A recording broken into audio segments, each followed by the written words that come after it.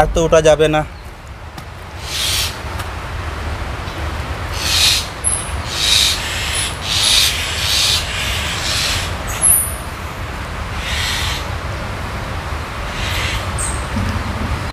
কি ভয়ঙ্কর ব্যাপার, তাই না? হ্যালো ভিউয়ার্স, আসসালামু আলাইকুম। গত ভিডিওতে বলেছিলাম গোপালদি জমিদার বাড়ি নিয়ে আপনাদের সঙ্গে অনেক কিছু কথা, এবং সেখানে উল্লেখ করেছিলাম আরও 2টি জমিদার বাড়ি বাকি আছে, সেটা দেখাবো আপনাদেরকে।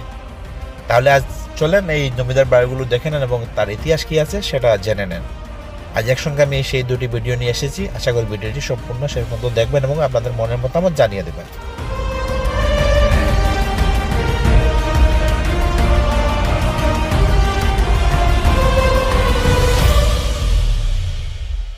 ভিউয়ার্স, গোপালদি জমিদার বাড়ির প্রথম পর্বটি আমি এখানেই শেষ করেছিলাম, আর আজ এখান থেকে শুরু করতে যাচ্ছি। এখান থেকে আমি একসঙ্গে 2টি জমিদার বাড়ি এক ভিডিওতে আমি যুক্ত করে নিয়েছি। আশা করি আপনাদের মনের মতামত এবং শেয়ার করে মানুষের মাঝে তুলে ধরেন, বাংলার ইতিহাস সম্পর্কে মানুষকে জানানোর চেষ্টা করেন। তাহলে চলেন আজকে এখান থেকে শুরু করা যাক। ভিউয়ার্স, সর্দার বাড়ি থেকে যদি আপনি ডান দিকে হেঁটে যান 3 মিনিট, তারপরে মিলে যাবে আরেকটি জমিদার বাড়ি, আর এই জমিদার বাড়িটি হচ্ছে ভূয়া জমিদার বাড়ি। আর এই ভূয়া জমিদার বাড়ির যে ইতিহাসটি বলে দিচ্ছে, সেখানে শুধু আগাছাই জমে আছে, বট গাছ জমে আছে, আর কিছুই নেই। এবং রাত হলে পাখিরা বসবাস করে এই বাড়িটিতে। দিনের বেলা অনেক বাদুড়, অনেক কিছুই দেখা যায়, কিন্তু মানুষের কোনো আনাগোনা নেই। সর্দার বাড়ির মতো এখানে কোনো মানুষ থাকেন না। আসলে এই জমিদার বাড়িটি পরিত্যক্ত অবস্থায় আছে। যদিও এটা সংরক্ষণ করা হতো তাহলে এটা পরিত্যক্ত হতো না। এবং এর দেয়ালের আগাছা যে গাছপালা লেগে আছে বাড়িটি জুড়ে, আসলে এটা মর্মান্তিক একটা ঘটনা। তবে একটি প্রশ্ন জাগতেছে, এই যে জমিদার বাড়িগুলো হচ্ছে, তারা কি এক সময়ে 3জন জমিদারিত্ব করেছিলেন, নাকি এক এক সময় এক একজন করেছিলেন, সেটা আজও জানা যায়নি। যদি জানা যেত তাহলে আমি সেটা আপনাদের সামনে তুলে ধরতাম। তবে এই ভূয়া বংশের জমিদার ছিলেন 2 জন, তারা 2 ভাই, হরিশচন্দ্র ভূয়া এবং কাঞ্চনচন্দ্র ভূয়া। এবং এই জমিদারের শেষ বংশধর ছিলেন জগদোষ বন্ধু জমিদার। এর বাইরে কোনো ইতিহাস জানা যায়নি। জান্নাতি কেমন আছো?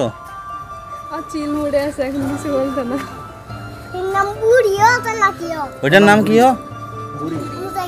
মুজাহিদ। তুমি না বললা বুড়ি?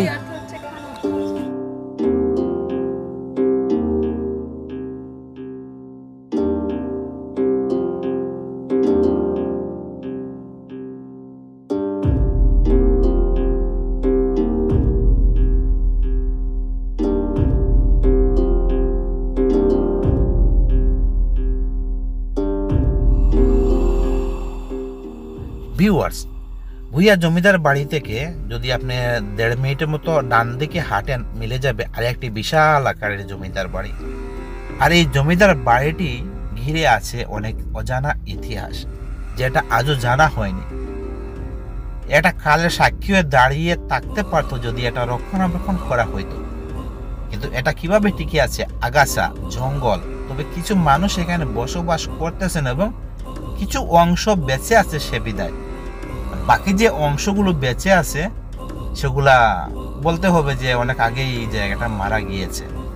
যদি একটা ইতিহাসের সাক্ষী হিসাবে আজ আমাদের বাংলার ইতিহাসে থাকতো, তাহলে এখানকার জমিদার শাসন আমলটি কেমন ছিল সেটাও উঠে আসতো।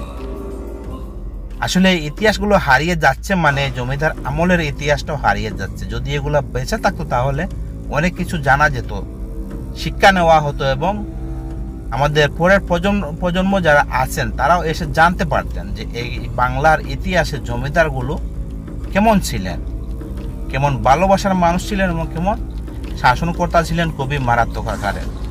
কিছু কিছু জায়গা আছে সেই ইতিহাসটি তুলে ধরা যায়, কিছু কিছু জায়গা আছে সেগুলা মুছে দেওয়া হয়ে গিয়েছে। আসলে সেটা আমাদের দুর্ভাগ্য।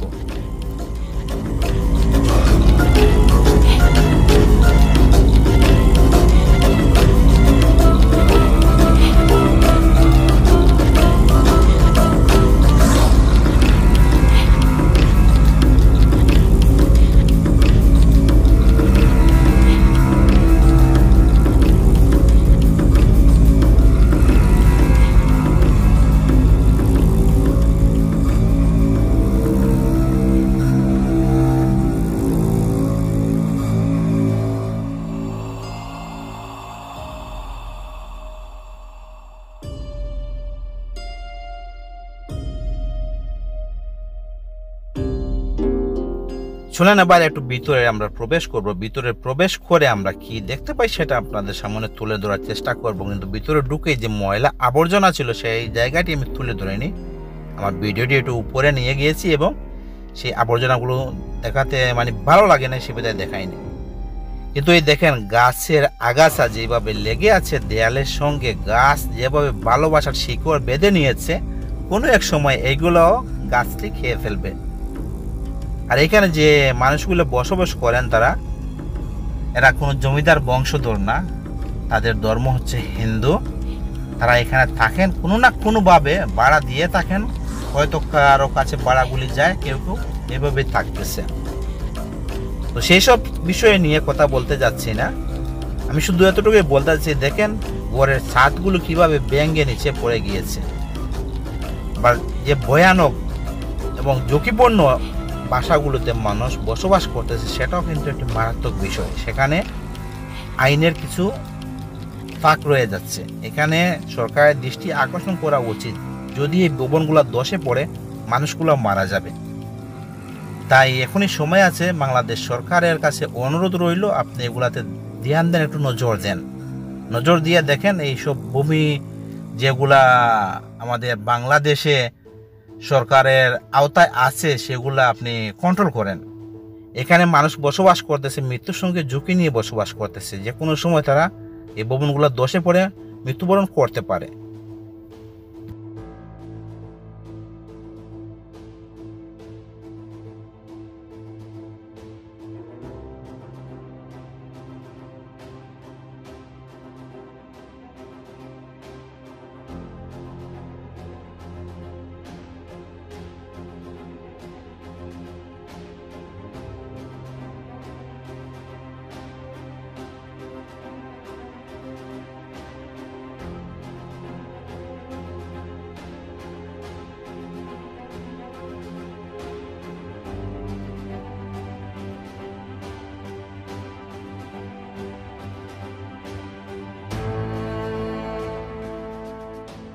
আমি এমনও জায়গা দেখেছি, এমনও জমিদার বাড়ি দেখেছি, বাংলাদেশের প্রত্নতাত্ত্বিক সাইনবোর্ডগুলো ঝুলিয়ে রাখা হয়েছে এবং সেখানের খোঁজখবর নেওয়া হচ্ছে। কিছু কিছু জায়গা আছে সেখানে শুধু সাইনবোর্ড আছে, খোঁজখবর নেওয়া হয় না। সেখানের ঝুঁকিপূর্ণ এরিয়াটি রেড সিগন্যাল দেওয়া হয় না, সেখানে মানুষ বসবাস করে। এভাবে চলতেছে আমাদের বাংলাদেশের ইতিহাসের পাতা। কিন্তু সবচেয়ে দুঃখের বিষয় হচ্ছে এগুলা ঠিকই থাকতো। দেখেন দেয়ালগুলা কিভাবে ভেঙে ভেঙে পড়ে গিয়েছে। এবং এই তেলি বংশের জমিদাররা কে ছিলেন বা কারা ছিলেন, তারা কয়জন ছিলেন, কতদিন জমিদারিত্ব করেছেন সেটা জানা যায়নি ইতিহাস থেকে। শুধু এতটুকু আমরা করতে পেরেছি, এই জায়গাগুলি ঘরগুলি তুলে আনতে পেরেছি। এখানে জমিদাররা কিভাবে আরাম আয়েসে জমিদারিত্ব করেছিলেন সেটা দেখে একটু অনুভব করা যায়। কিন্তু এই দেখেন বিরাট একটি জঙ্গল, একটি বট গাছের ভিতরে একটি জমিদার বাড়ি দেখে দিয়েছে। কিন্তু এখানে কোনো এক সময় জমিদাররা অনেক রঙ্গলীলা করেছেন, অনেক ভালো কাজ করেছেন, খারাপ কাজ করেছেন, সেটা সাক্ষী আমরা নেই। যদি এই ইতিহাস সম্পর্কে থাকতো কোনো কিছু, তাহলে আমরা সাক্ষী হতে পারতাম এবং আমাদের পরের প্রজন্ম সেটা সাক্ষী হতে পারত। বিশ্বের কাছে এটা একটা ইতিহাস হয়ে থাকতো যে বাংলাদেশের এরকম জমিদার বাড়ি ছিল, এরকম এরকম ইত্যাদি ইত্যাদি। কিন্তু সেটা আমরা সাক্ষী হতে পারলাম না। কিন্তু আজও রয়ে আছে কিছু কিছু অংশ, সেটাও খুব শীঘ্রই ধ্বংস হয়ে যাবে। ধ্বংসের যে বাঙ্গনটা শুরু হয়ে গিয়েছে সেটা থাকবে না কিছুদিন পর, সেগুলো এমনিতেই মুছে যাবে আমাদের বাংলাদেশ থেকে।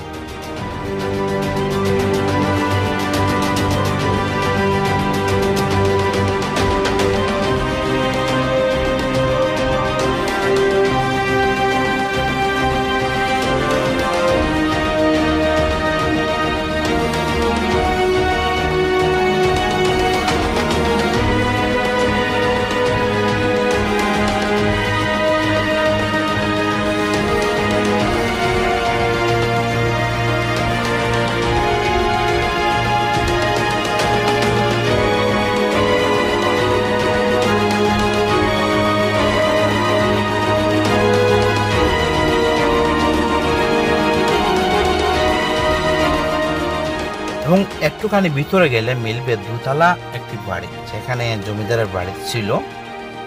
এবং এই 2 তলার ছাদটি ভেঙে পড়ে 1 তলার ছাদ সহ নিচে চলে গিয়েছে, কিন্তু একটা সিঁড়ি বেঁচে আছে একটা বট গাছের ছায়া হয়ে, এবং বট গাছের শিকড় এটাই, এবং এই বট গাছের মধ্যখান দিয়ে সিঁড়িটা চলে গিয়েছে এবং দরজা জানালা সবগুলা বট গাছ খেয়ে ফেলেছে।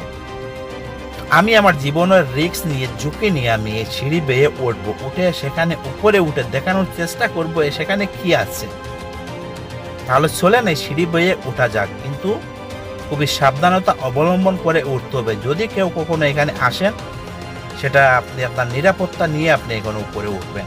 এই উপরে উঠার জায়গাটি খুবই মারাত্মক এবং খুবই সতর্কতা অবলম্বন করে উঠতে হবে।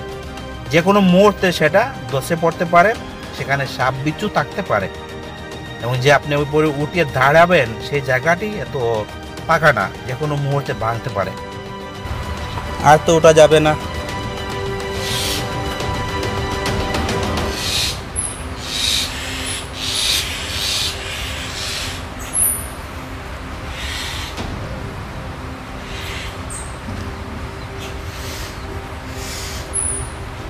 এবং এই জায়গাটিতে উঠার পরে আমার অনুভূতি অন্যরকম হয়েছিল।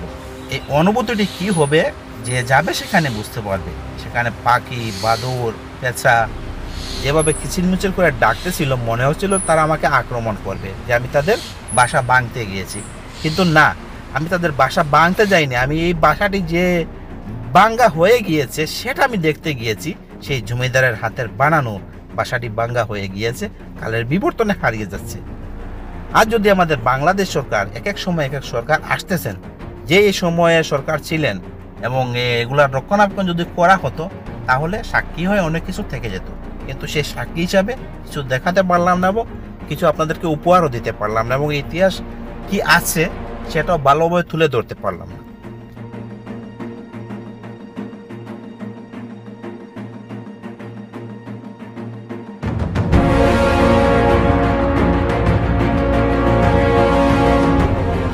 ভিউয়ার্স, এই জমিদার বাড়ির আশেপাশে অনেকগুলো বট গাছ আছে, যেগুলা দেখলেই মনে হয় 100 বছরের পুরাতন, এবং অনেক লিচু গাছও আছে, সেগুলা 100 বছরের পুরাতন। কিন্তু এর আশেপাশে দেখলে মনে হয় যে সত্যি এখানে রাজত্ব ছিল জমিদারদের। এবং এর সামনে একটি পুকুর আছে, যে পুকুরটি মুগ্ধ করেছে। পুকুরের 2টি ঘাট আছে, যে 2টি ঘাট আমাকে মুগ্ধ করেছে, কিন্তু সেই ঘাটগুলা ভেঙে গিয়েছে। মুগ্ধ করেছে এই কারণে, কোনো এক সময় হয়তো এই পুকুর ঘাটে জমিদারের বংশধররা স্নান করতেন, সাঁতার কাটতেন, মজা করতেন, কিন্তু আজ সেগুলা নেই। আশেপাশের কিছু মানুষ আছে, সেখানে এসে গোসল করেন, স্নান করেন, সাঁতার কাটেন, সেটা তাদের ব্যক্তিগত ব্যাপার। কিন্তু এই ঘাটগুলি যে ভেঙে পড়েছে সেটার দিকে কেউ লক্ষ্য করেনি। যদি কেউ লক্ষ্য করতো, তাহলে এই ঘাটগুলি এইভাবে ভেঙে পড়তো না, এবং এইভাবে হারিয়ে যেত না কালের বিবর্তনে এত সুন্দর সুন্দর বাংলার ইতিহাস। এই যে অবস্থাগুলি দেখেন, হয়তো এখানে দেয়াল ছিল, দেয়াল দিয়ে ঘাটটা চারপাশে বন্ধ করা থাকতো সবসময় মহিলাদের জন্য, নারীদের জন্য। কিন্তু দেখেন আজ সেই দেয়াল নেই, ঘাটের সিঁড়িগুলাও নেই। সেই সিঁড়িগুলা ধীরে ধীরে ধ্বংস হয়ে গিয়েছে, এখানে নামতেও ভয় লাগে। আমি নিচে পর্যন্ত নেমেছিলাম, কিন্তু আমি তাড়াতাড়ি উঠে গিয়েছি, যদি আমি নিচে চলে যাই। আসলে সবচেয়ে বড় কথা কি, মনে সাহস নিয়ে সবসময় চলতে হয়, কিন্তু আমি এই ঘাটে নামার পরে আমার মনে সাহস ছিল না, কারণ এত ধ্বংস হয়ে গেছে ঘাটগুলি, সেটা বলার মতো না। আর যদি সেগুলা এই 2টি ঘাট হিসাবে পুকুরটাকে যদি রক্ষণাবেক্ষণ করা হতো, তাহলে এখানে একটা সুন্দর জায়গা হয়ে যেত। এখানে মানুষরা এসে গোসল করতে পারতেন, নৌকা চালাতে পারতেন, এনজয় করতে পারতেন, সরকারের 2 টাকা ইনকাম হতো। কিন্তু সে রাস্তাটি বন্ধ হয়ে গেছে, বিশাল বড় একটি পুকুর। কিন্তু যাই হোক ভিউয়ার্স, অনেক কথা বলে নিলাম, এবং এই গোপালদি জমিদারের বাড়ির তেলি বংশ এবং ভূঁইয়া বংশের যে ইতিহাসটি আমি তুলে ধরার চেষ্টা করেছি, কিন্তু ইতিহাসের পাতায় আর বেশি কিছু আমি খুঁজে পাইনি। এবং শেষ পর্যন্ত আমরা ভিডিও শেষে চলে এসেছি। যদি নতুন কেউ হয়ে থাকেন, এইভাবে নিত্য নতুন ভিডিও পেতে হলে আমাদের চ্যানেলটি সাবস্ক্রাইব করে আমাদের সঙ্গে থাকবেন, লাইক, শেয়ার, কমেন্ট করবেন। দেখা হচ্ছে পরের ভিডিওতে। সেই পর্যন্ত সবার সুন্দর জীবন কামনা করলাম। আল্লাহ হাফিজ। আসসালামু আলাইকুম রহমতুল্লাহি ওয়া বারাকাতুহু।